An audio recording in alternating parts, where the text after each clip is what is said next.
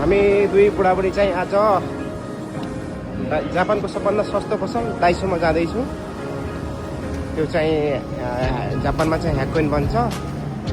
त्यो चाहिँ भन्नाले 100 रुपियाँको आइटम पाउने सानो मेड इन चाइना बजार जस्तै हो। चाहिँ जापानमा चाहिँ त्यसलाई डाइसो भन्छन्। त्यही यहाँ हेर्नु न, यो चाहिँ यो बाटो चाहिँ दामी छ क्या जापानको।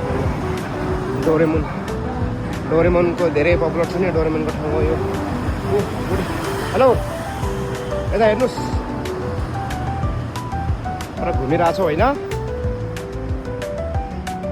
क्यामेरा चाहिँ हल्लिरहेछ क्या, त्यो भएर हो।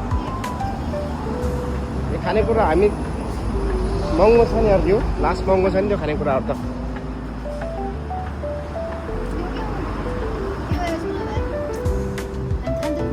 खै के हो थाहा भएन मलाई, के को बोटा हो त्यो। रुपियाँ छन्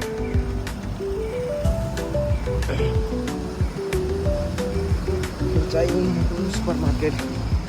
गाइस बियर दारू खाने मान्छेले बियरको कार्टुन छ नि, यहाँबाट होइन नि बेबी, अलि अगाडि हिँड्नु न, अगाडिबाट हो के।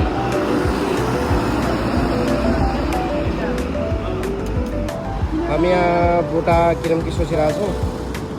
यो सानो बोटाको चाहिँ 800 रुपियाँ रहेछ है। मनी प्लान्ट लगाउँ बरु, मनी प्लान्ट छैन होला सायद यहाँ। ऊ रहेछ कि मनी प्लान्ट पनि रहेछ। यो मनी प्लान्ट छ नि, 850 को मनी प्लान्ट हो। त्यो प्लास्टिक हो के हो? यहाँनिर चाहिँ नेपालको झन्डा रहेछ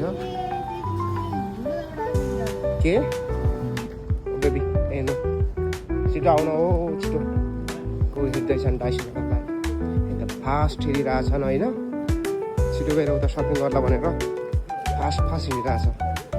यहाँ हामी चाहिँ जापानिजको पसलमा आएको छौँ। यहाँ चाहिँ अलिकति सस्तो पाउँछ खानेकुराहरू। के 380, पाइनएप्पल 380 रुपियाँको, सानब्याको 80 एन सो देशका। सो के हो ताखाइने चोत्तो